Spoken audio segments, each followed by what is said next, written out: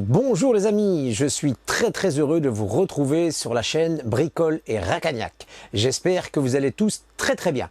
On se retrouve aujourd'hui pour un nouvel épisode du projet Honda VFR 1200, numéro 20.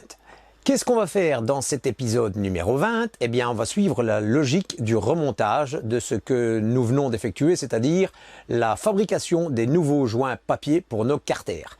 Donc ici, en fait, qu'est-ce que nous allons faire? Nous allons passer au remontage du carter d'embrayage et du carter inférieur bas moteur d'huile, en fait. Voilà, donc on va un petit peu regarder tout ça pas à pas, remettre tous les éléments dans le bon ordre. Et j'espère que cela vous plaira. Bien entendu, si cette chaîne vous plaît, eh bien vous n'hésitez pas, vous cliquez sur le petit bouton s'abonner, vous mettez le petit pouce bleu qui fait toujours bien plaisir. N'oubliez pas non plus de cliquer sur la petite cloche pour être prévenu des prochaines vidéos qui vont sortir, donc à venir. Et vous n'hésitez pas non plus à poser vos questions ou vos remarques éventuelles en dessous de la vidéo. Je me ferai un plaisir d'y répondre. Eh bien voilà, je pense que tout est dit. On n'attend plus. Qu'est-ce qu'on fait? On y va? Allez hop, c'est parti!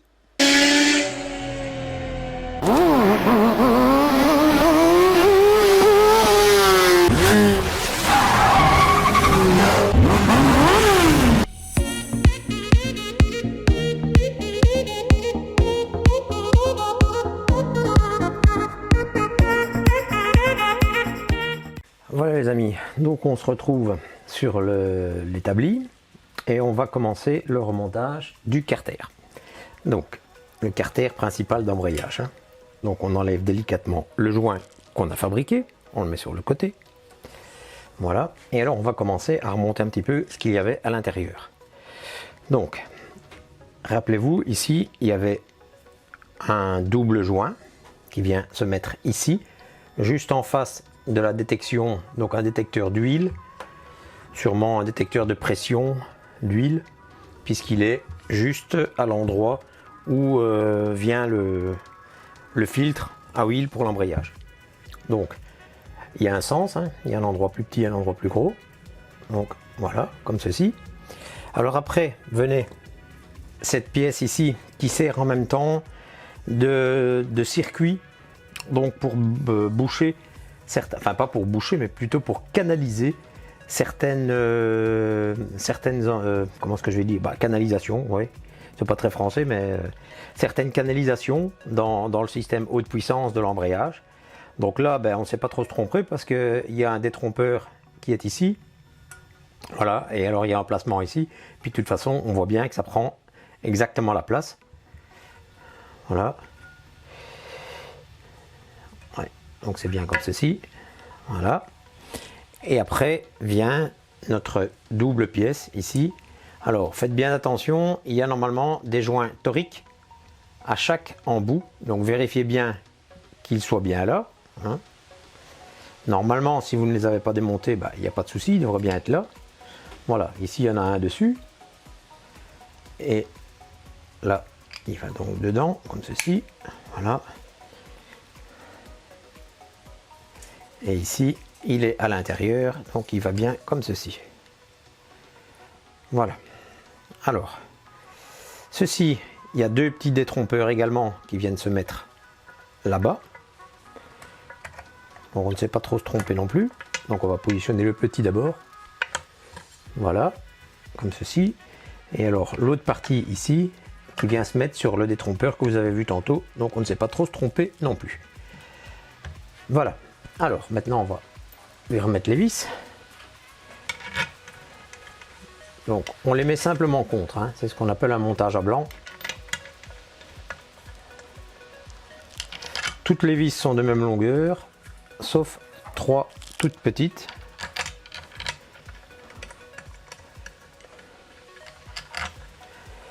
Alors faites attention à cette tubulure-ci aussi, elle est mise aussi avec un joint torique. Alors, les 3 petites vis, c'est pas compliqué. Il y en a une qui vient tenir la tubulure qui passe entre les deux pièces. Voilà. Et les deux autres, elles servent à venir maintenir le capteur PMH. Voilà. Donc, c'est du 10. Donc, je vais prendre du 10.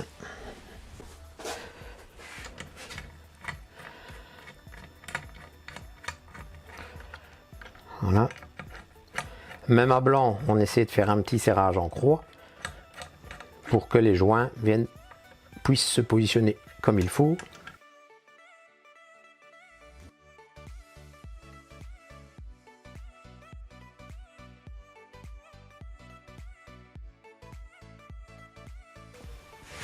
Alors, on va un petit peu regarder. Bon, le couple de serrage spécifique dans la dock pour ce genre de montage, j'en ai pas trouvé. Donc on va se rabattre sur les couples de serrage par rapport au diamètre et au pas des vis. Donc on regarde à ça tout de suite et je vous reprends après. Donc le couple de serrage pour ces vis, en fait ce sont des vis à métrique 6 en acier. Alors normalement vous devez avoir un numéro d'inscrit sur le dessus des vis qui correspond à la dureté de la vis.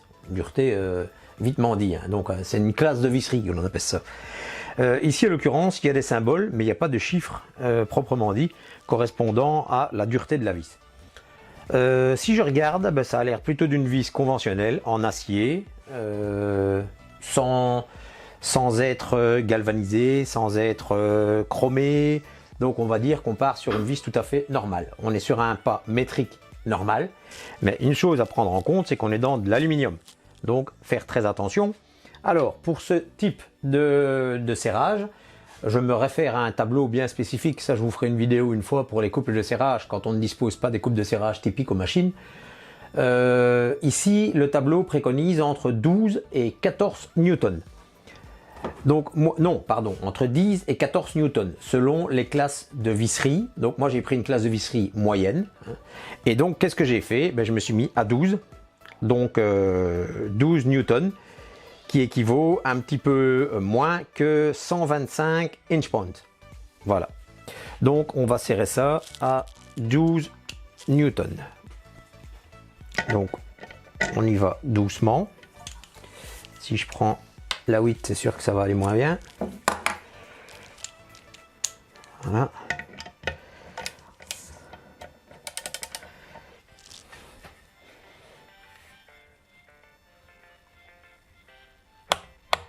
Voilà.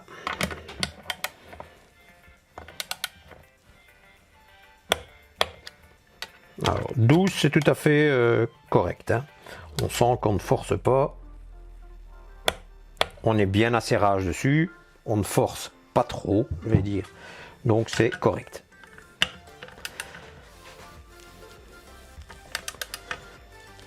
Et voilà, on est serré. On n'exagère pas plus que ça. Voilà, notre partie ici est remontée. On va mettre notre capteur PMH. Donc ne le mettez pas à l'envers, hein. La partie détection, bien sûr, vers l'avant pour avoir le trou du vilebrequin.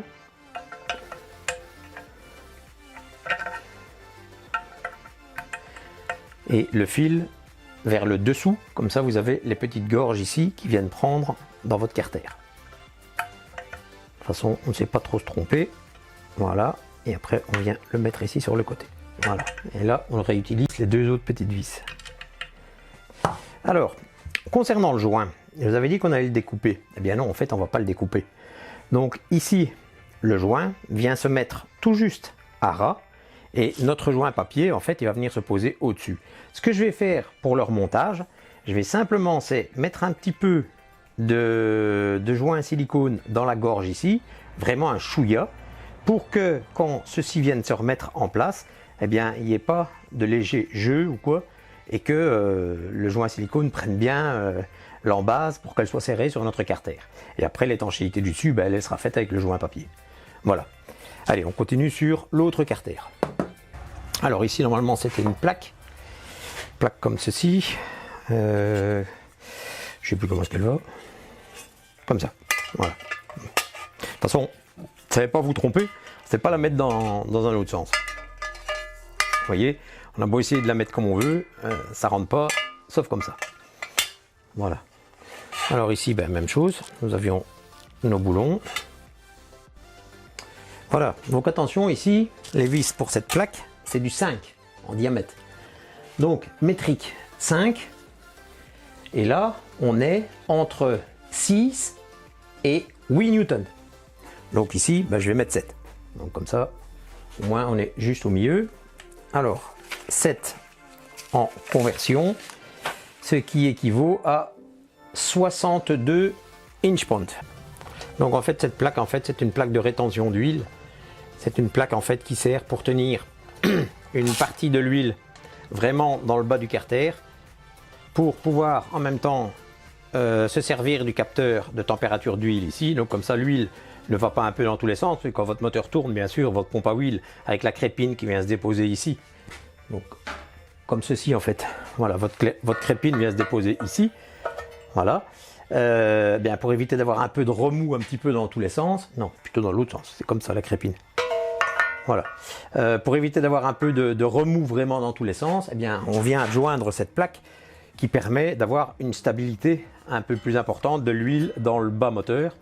De 1, pour ne pas avoir d'appel d'air, parce que s'il y a trop de remous, vous risquez d'avoir un appel d'air dans la crépine lorsqu'elle absorbe, tandis qu'ici, avec ceci, ça limite les remous, même quand vous roulez, hein, et donc l'huile reste toujours jusqu'à un certain niveau, votre capteur fonctionne et votre crépite permet toujours aussi d'avoir l'aspiration voulue. Voilà, en 2 mots, un petit peu l'explication de cette plaque. Alors, donc je revérifie.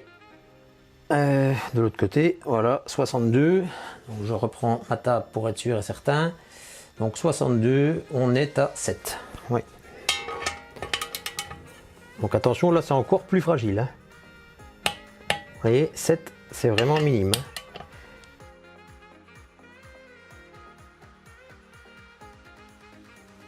Je sais que les puristes me diront que généralement on ne repasse jamais une deuxième fois sur une clé dynamométrique, sur le serrage d'une clé. C'est vrai, mais bon, moi, maintenant c'est mon choix, hein, je le fais tout simplement, sans redonner de coup de serrage bien sûr, mais au moins je suis sûr et certain que toutes mes vis sont serrées, parce que quand tout est remonté, et s'il y a une vis qui se barre, si votre moteur en lame, eh bien là, tout simplement parce que vous n'avez pas repassé une deuxième fois sur votre clé dynamométrique. Un oubli, ça peut toujours arriver, donc moi personnellement, je préfère repasser, malgré que dans la logique des choses, vos serrages doivent être bons. Mais bon, voilà. Mais écoutez, on va repasser maintenant un petit peu au positionnement du joint. Et puis, on va remonter un petit peu ça sur la moto. Allez, à tout de suite. Voilà les amis. Donc, on se retrouve ici donc sur la moto avec notre carter. Hein, le joint qui est apposé dessus, qui n'est pas collé. Notre carton, rappelez-vous, avec le positionnement de tous les boulons qui vont venir se remettre un par en dessous. Notre crépine qu'on va venir remettre également avant. La petite plaque qui servait pour protéger comme ceci à l'arrière notre capteur de température d'huile.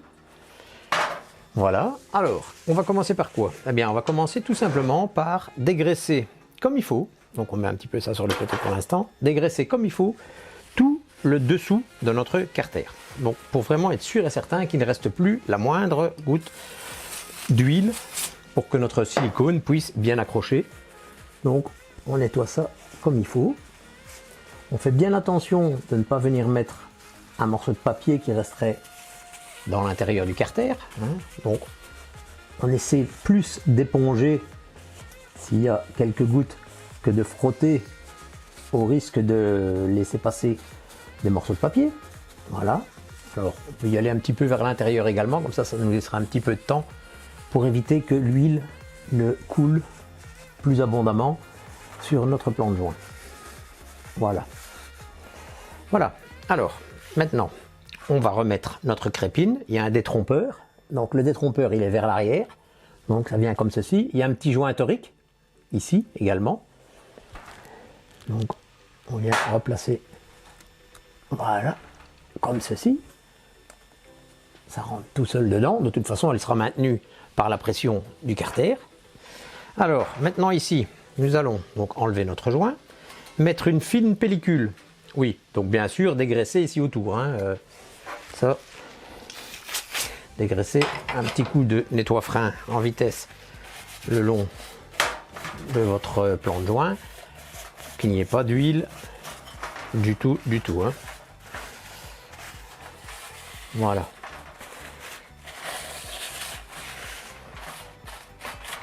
Même chose, regardez qu'il n'y ait pas de morceau de papier à l'intérieur. Voilà. Alors, maintenant, on prend notre joint. Et on va venir en mettre une fine pellicule. Mais vraiment une fine pellicule, hein, que l'on va venir étaler après avec la main.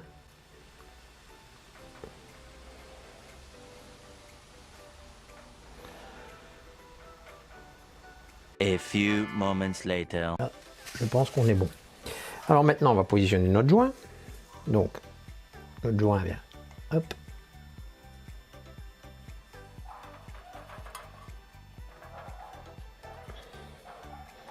Lui, il tombe pile poil puisque les trous que vous avez faits sont bons.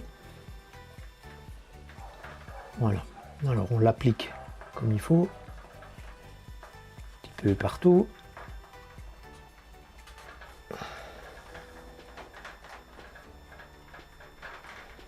Voilà. Et qu'est-ce qu'on fait? On fait la même chose. On repasse un petit peu. Je vais regarder, je pense que je dois avoir une boulette ici au bout.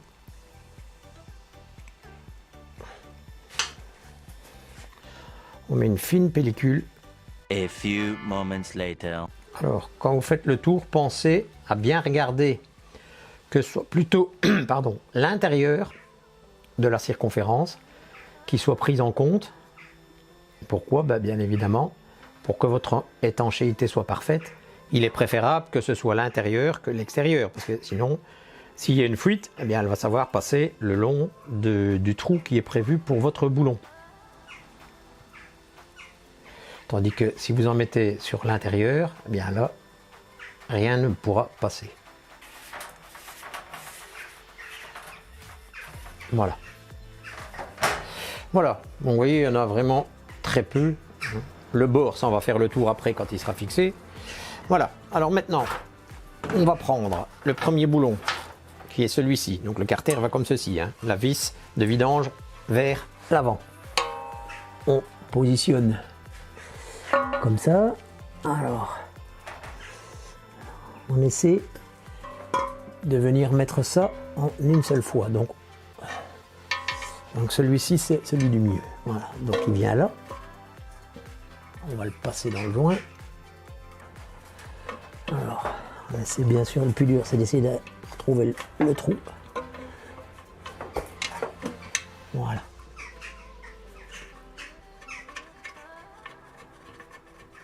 Alors, on fait prendre quelques tours. Ici, comme il est mis, on peut essayer également.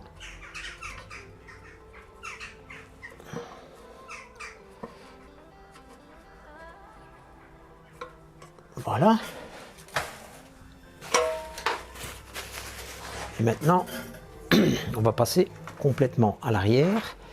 Donc on va plutôt mettre celui-ci parce que de l'autre côté il y a la plaque. Hein. La petite plaque qui tient la sécurité du capteur de température.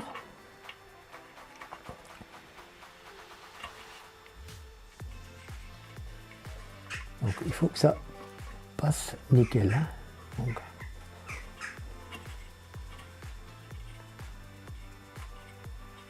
voilà. Alors, je vais essayer de prendre ma petite douille, voilà, mettre ça au bout d'une rallonge pour venir le mettre contre. Hop.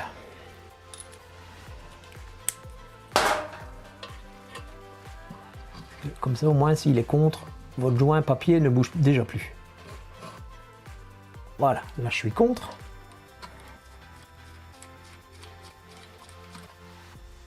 Là je suis contre. Et déjà comme ça, le carter ne bouge plus. Alors la petite patte que je suis en train, la petite patte de protection, j'en ai profité. Tant qu'elle était démontée, je l'ai grattée. Parce que comme elle se situe quand même en dessous de la moto, les projections de boue et tout. Donc ici je l'ai profité, j'ai tout gratté, j'ai passé du convertisseur de rouille et puis j'ai remis une petite couche de couleur noire dessus. Comme ça, voilà, elle est remise dans un bon état. Ça ne lui fait pas de tort. Alors le carter, lui, on va le serrer en croix, hein, comme on a fait pour l'autre. Voilà, bah écoutez, c'est parfait. Hein. Alors, ici, on est sur des vis de 5. Donc, si je prends mon tableau, que j'avais tantôt, donc 5 métriques. Donc 5 métriques, on est entre 6 et 8,10. Donc 5,70 et 8,10. Alors, si je prends 8, là on est à 70,808. Donc pour nos amis français, 70,808 inch point. Donc normalement je l'ai réglé. Voilà, donc je répète, 70,808 équivaut à 8 Nm. Donc 8 Nm pour des vis de 5. 5 métriques. Voilà. Alors on va commencer devant.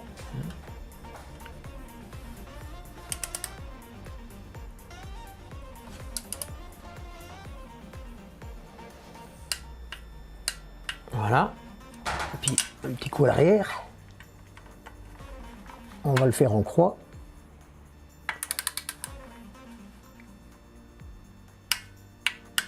Voilà. On fait ici.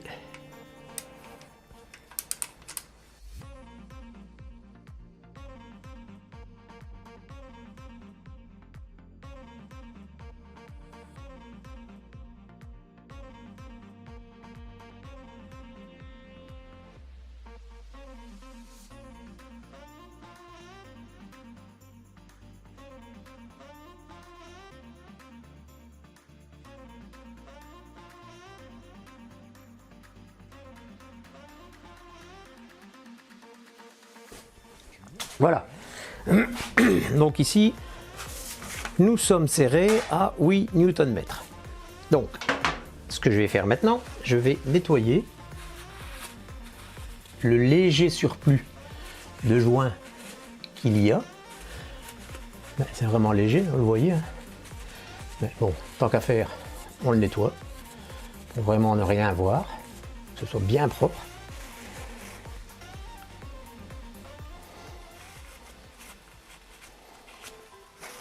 Voilà. C'est vraiment minime, minime, minime.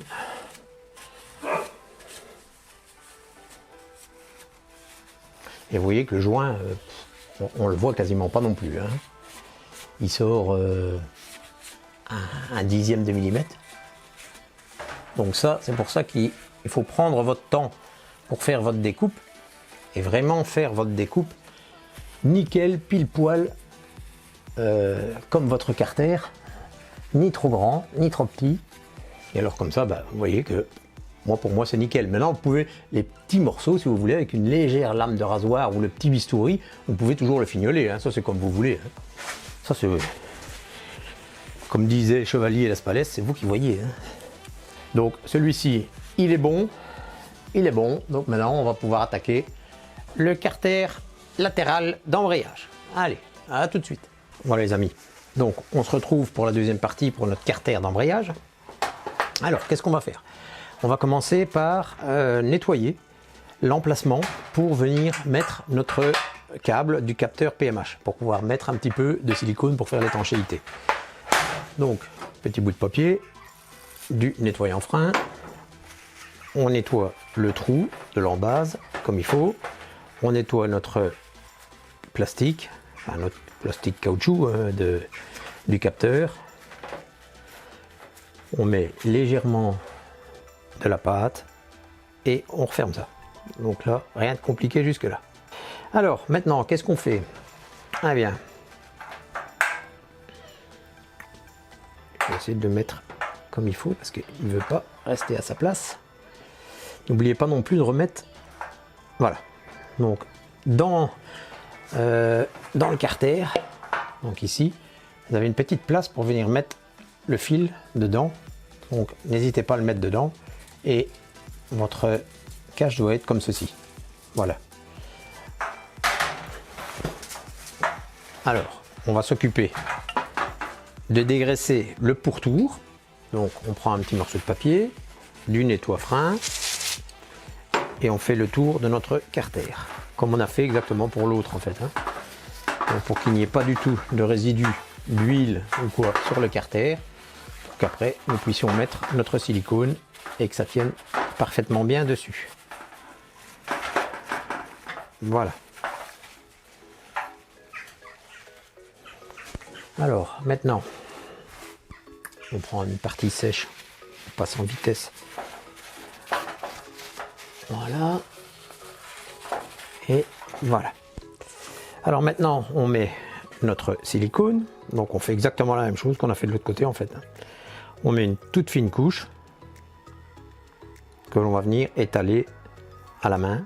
A few moments later. Ce que l'on met ici, ce n'est pas pour faire le joint proprement dit. Comme je l'ai expliqué dans la vidéo précédente, moi j'ai toujours remonté mes carters avec joint papier et silicone, tout simplement pour éviter que le joint durcisse et vienne cramer contre les carters à la longue. Vu les changements de température et les changements de température importants, eh bien avec cette fine particule de silicone que vous venez lui adjoindre, les joints restent, enfin ils ne cuit pas quoi en fait. Voilà. Voilà. Alors on positionne notre joint, on essaie de retrouver déjà où va. Je pense que c'est comme ça.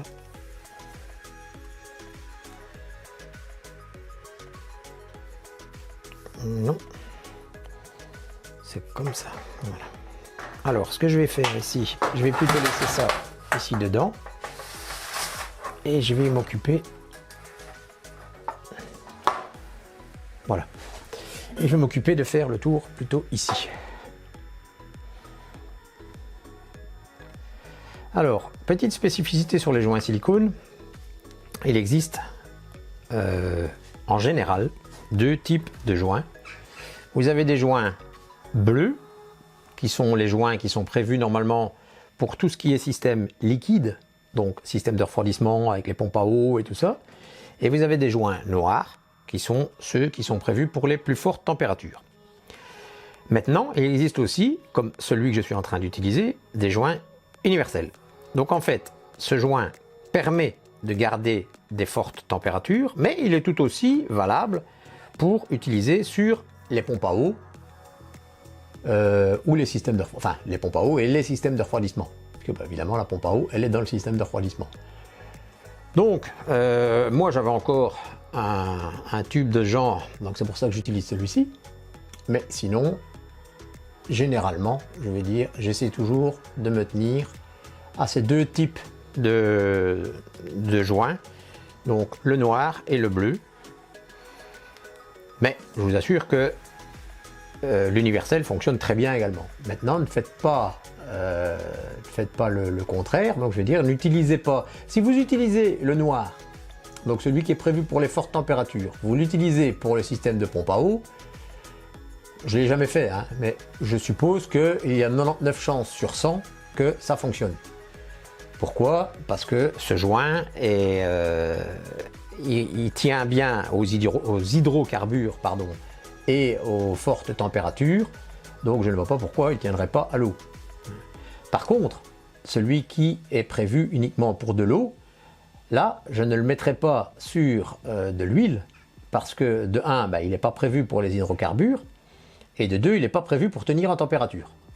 Donc là, dans ce sens-là, je ne le ferai pas. Voilà. Maintenant, si vous avez déjà essayé, vous pouvez me le mettre en commentaire de la vidéo. C'est toujours intéressant de savoir. On jette un dernier petit coup d'œil. Ici, ça c'est de l'ancien joint. Hop, voilà. Là, il y en a encore un petit peu. Hop. Voilà, mais je pense que là, on est bien.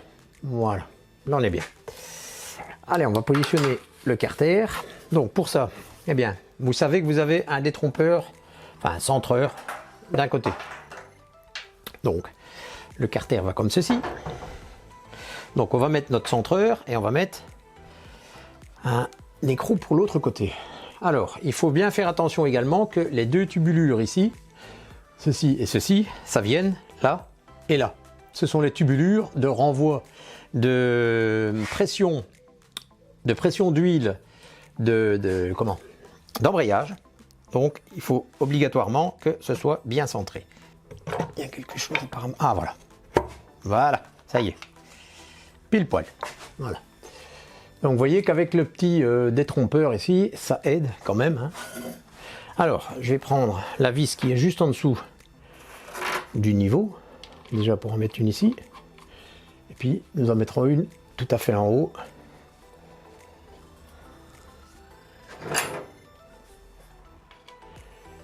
Je peux le lâcher, oui.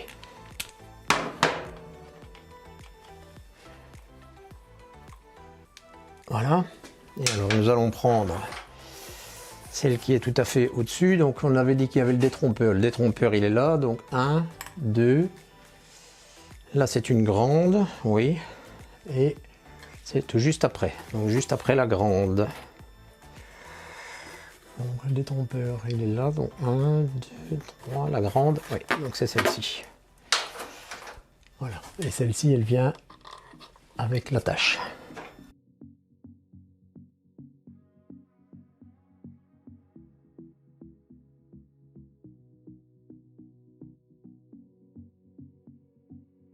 A few moments later. Voilà. Alors, ici, même chose. Donc, on est sur des vis de diamètre 5. Je vais reprendre mon pied à coulisse pour pas dire de bêtises.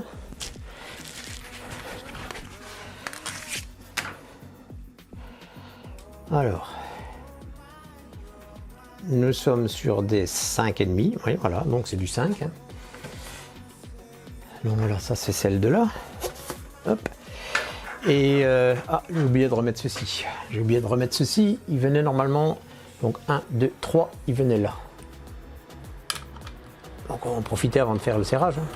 Ceci c'est la petite patte avec le petit caoutchouc qui sert pour refermer votre trappe de visite du liquide de refroidissement. Du ballon de. Oh là là, je trouve plus mes mots. Du trop-plein. Voilà. Donc ça, on pourra serrer. Donc je disais, donc nous sommes sur du 5. Donc le 5 en couple de serrage. Je reprends mes tableaux. Voilà, 5. Nous sommes entre 6 et 8,10. Donc ici, moi en l'occurrence, je vais serrer comme c'est du carter. Et en plus, comme on est en pression assez élevée avec l'embrayage hydraulique, je vais serrer à 8 Nm. Donc 8 Nm égale presque 71 inch-point.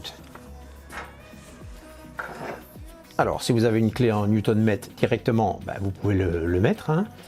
Et si pas, vous avez, moi j'ai une échelle d'inch-point ici, de ce côté-ci, et j'ai une échelle de Nm de l'autre côté. Donc bah, c'est le même réglage qu'on avait de ce côté-là. Donc je ne bouge à rien. Et on va faire notre serrage. Alors, en croix également. Donc on démarre d'un bout. On y va doucement.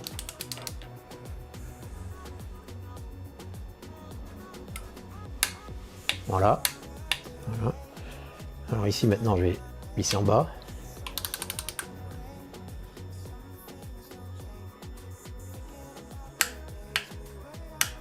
Voilà. Donc, ici en haut.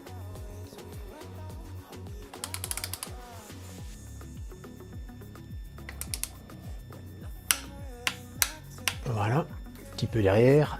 Ah ben, on va prendre celle-là. Normalement, elle ne sait pas bouger. Elle est calée contre votre carter. Voilà. Écoutez, je fais le tour. Je fais un petit peu tout ça et je vous reprends après. Voilà mes amis, donc le carter est replacé sur la moto, tous les vis, tout le tour sont serrés au couple, et donc maintenant qu'est-ce qu'on va faire? Eh bien on va remonter un petit peu tout cet ensemble de différentes petites pièces tout le tour.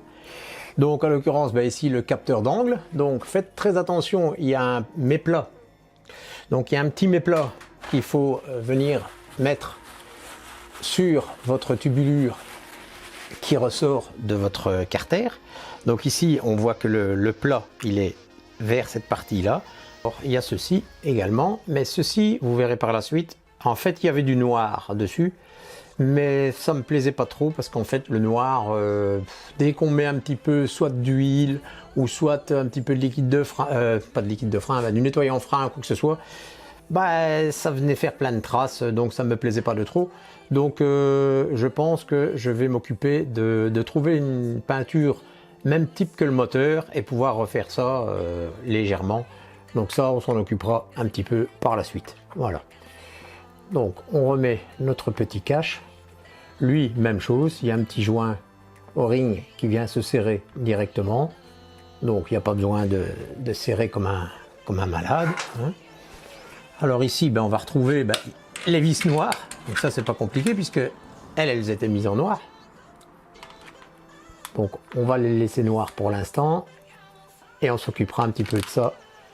Ah oui, là c'est la longue. On s'occupera un petit peu plus de ça comme il faut. Voilà, vous voyez, il y a le ressort qui vient pousser sur l'ensemble.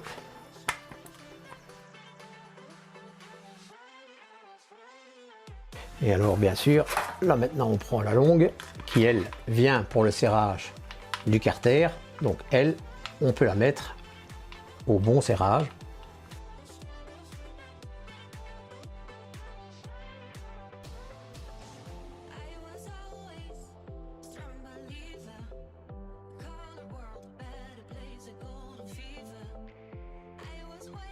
Alors, ceci, normalement on a une grande tubulure qui vient se mettre comme ceci avec les deux ergots de part et d'autre.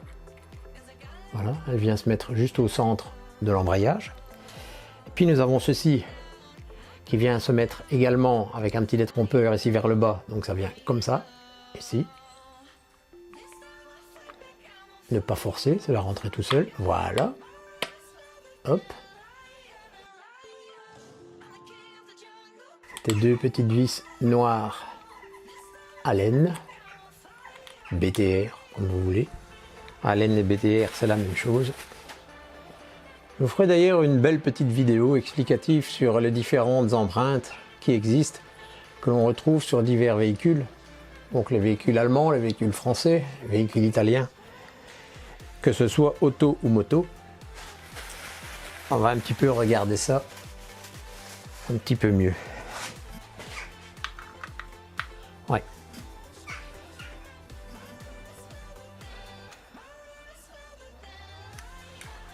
On vient le mettre bien contre. Voilà. Et même chose, hein, on ne serre pas comme un malade, on le met juste contre. Et hop.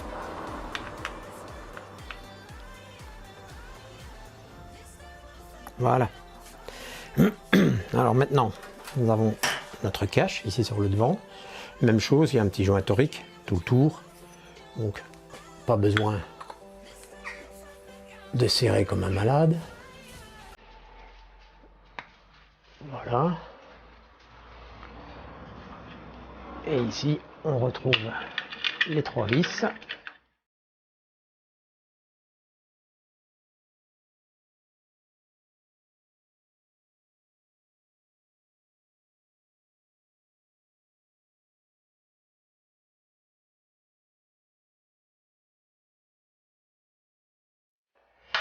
Alors, ceci, c'était pour les solénoïdes. Donc, je sais qu'il y a une patte normalement qui vient ici dans le bas.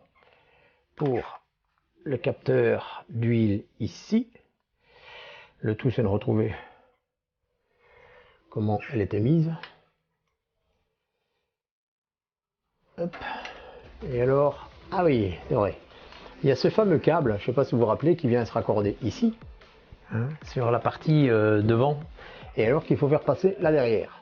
Donc, qu'est-ce qu'on va faire? Eh bien, on va dégager un petit peu ça, on va le mettre sur le côté, et on va s'occuper de ce câble qui nous avait royalement emmerdé, c'est le cas de le dire, hein, parce qu'il n'y a pas de place en fait pour y accéder.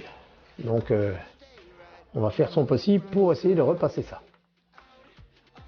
Donc, voilà notre câble ici, hein, notre câble qui vient donc de la partie du carter ici. Il passe juste ici au-dessus et il vient se raccorder sur la petite fiche ici qui est derrière notre radiateur. Mais vous voyez, ici, il y a un petit clip.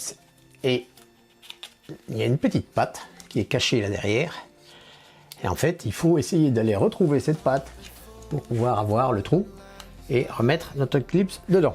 Bah, écoutez, ce qu'on va faire plutôt, on s'occupera de ça lorsqu'on va remonter notre radiateur.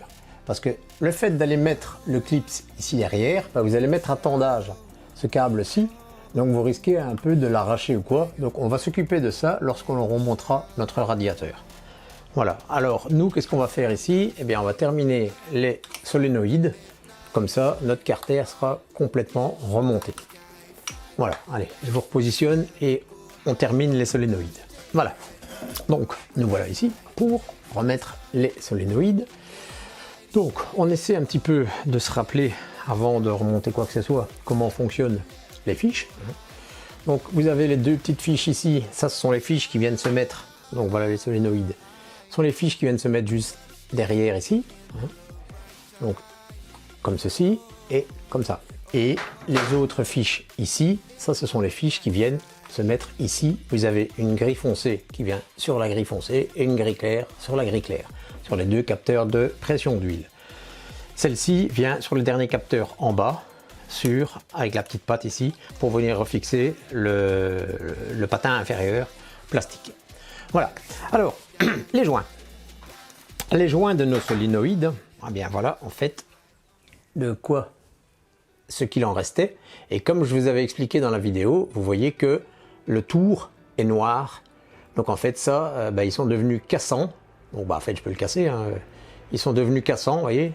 Hop, voilà, ils cassent. Pourquoi? Parce qu'ils sont recuits, tout simplement. Et je vous rappelle quand même que la moto n'a pas encore 50 000 km. Elle a 46 000, quelque chose comme ça, 46 ou 48 000. Donc les joints sont recuits. Donc c'est pour ça d'ailleurs que quand j'ai essayé de les démonter, tout a cassé. Alors, j'avais essayé, je vous cache pas, j'ai essayé de refaire des joints, d'ailleurs en voilà, ici, mais ça j'avais fait ça dans un bout de carton. Donc vous voyez que c'est parfaitement, la bonne pièce.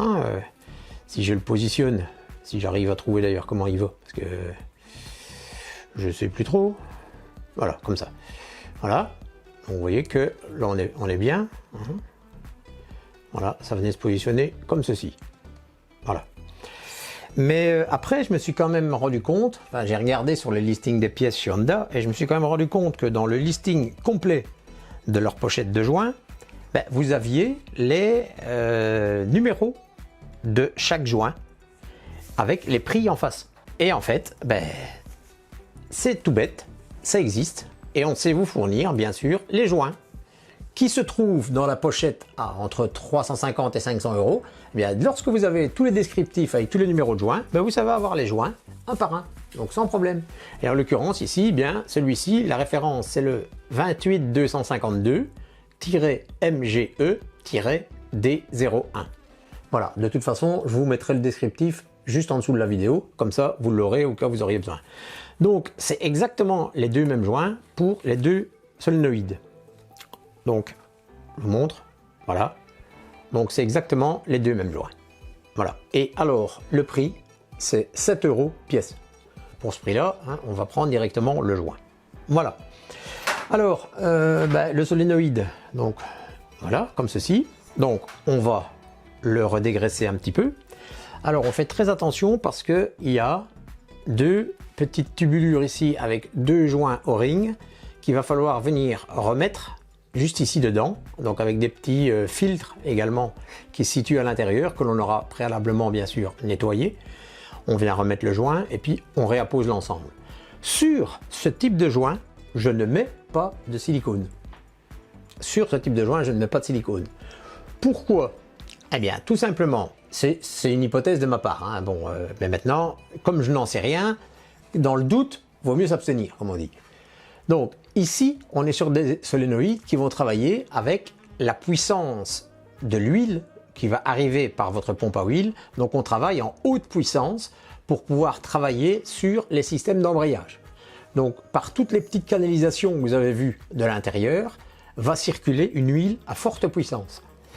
Rien ne me dit que si je mets du silicone sur mes joints, et lorsque je vais remonter l'ensemble, rien ne me dit que la pression ne va pas repousser mon joint vers l'extérieur, alors que s'il n'y a pas de silicone, eh bien le joint est plus appliqué sur la partie métallique. Oui, d'accord, vous allez me dire, on va retrouver la même chose, donc c'est-à-dire que on va avoir la même farce, que le joint va noircir par la suite.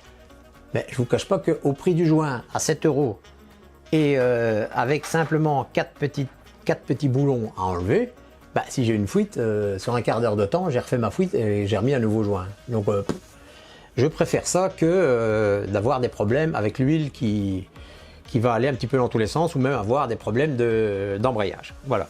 Voilà. Donc, on est parti pour le remontage. Donc, rappelez-vous, on avait mis numéro 1, numéro 2. Donc, on va commencer par le numéro 1, comme ça on viendra serrer la partie du carter en même temps. Donc, on prend le joint. Le joint, il n'y a pas à chercher midi à 14 h. Si vous le mettez comme ça, bah, vous voyez bien que ça ne fonctionne pas. Vous le mettez comme ça ne fonctionne pas.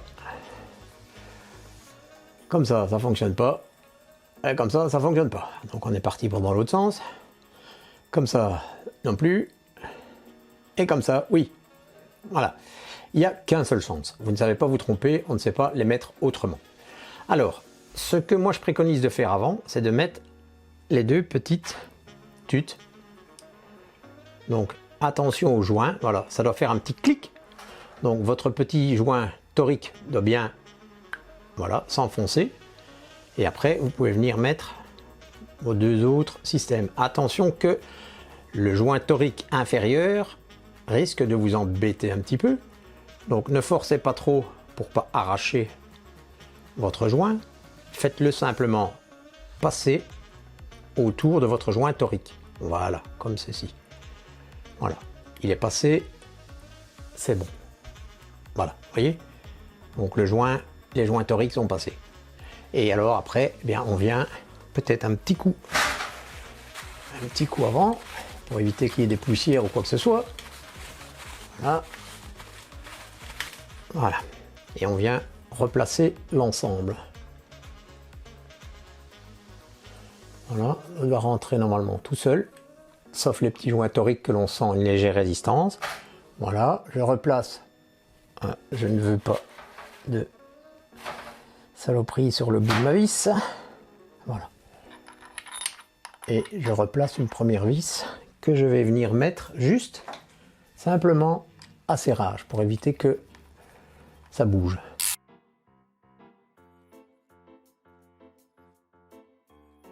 Alors on remarque que c'est pas les mêmes. Donc évidemment vous ne savez pas vous tromper. Ici on a une empreinte, de 10. Voilà. Alors que celui qui est sur le pourtour, c'est une empreinte de 8. Donc on ne sait pas se tromper. Alors on va remonter la petite fiche juste derrière tant que on a encore un peu de place pour les doigts. Voilà. Donc en fait ça vient se clipser avec la grosse partie ressort vers le moteur. Donc la grosse partie que l'on appuie dessus généralement pour sortir la fiche, c'est côté moteur. Voilà. Donc celle-ci est bien clipsée. On fait le deuxième solénoïde. Donc même principe.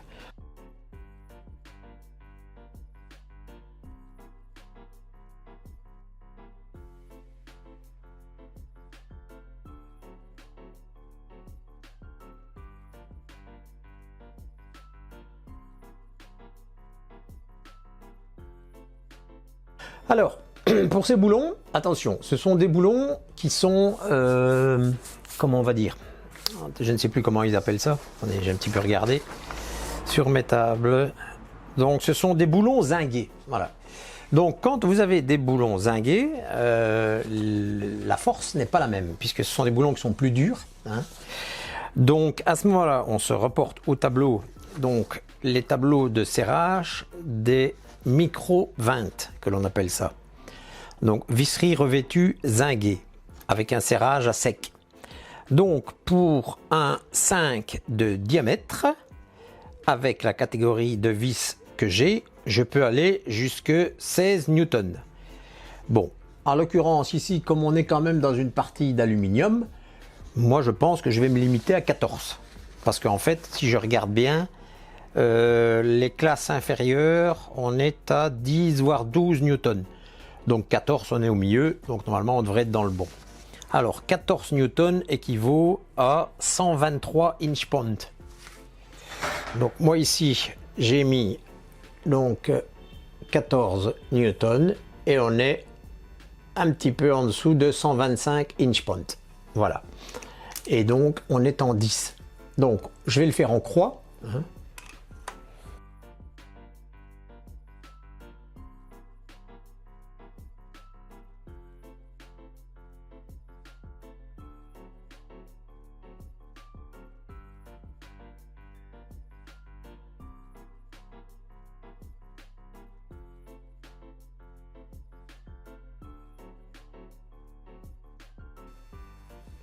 Par contre, oui, attention, par contre, celui-là n'est pas le même boulon. Donc ici, il faut redescendre.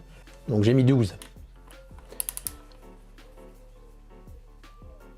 Voilà, 12, c'est largement suffisant. Voilà.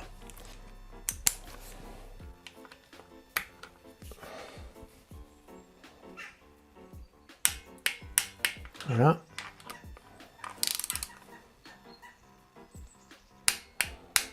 Voilà. Et donc maintenant, ça pose plus de problème pour remettre nos fiches. Voilà, voilà.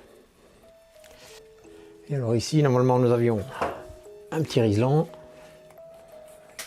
qui prenait ceci. On va le mettre par en dessous pour pas être gêné. Voilà. Voilà, mais écoutez, notre moteur est remonté. Donc maintenant, il ne restera plus qu'à mettre sous huile. Donc ce qu'on fait, c'est qu'on attend un petit peu que le silicone prenne demain matin. On frotte un petit peu l'excédent encore. Et si jamais vous voyez que le joint ressort un peu trop, eh bien avec une légère lame de rasoir ou alors le petit bistouri, vous venez fignoler comme il faut. Mais laissez-le sécher quand même pour être sûr et certain qu'il ne bouge pas. Et comme ça, vous n'aurez pas de fuite. Voilà. Eh bien écoutez, j'espère que cette vidéo vous a plu. Moi, je vous dis à la prochaine pour la suite, bien sûr, du remontage de la VFR.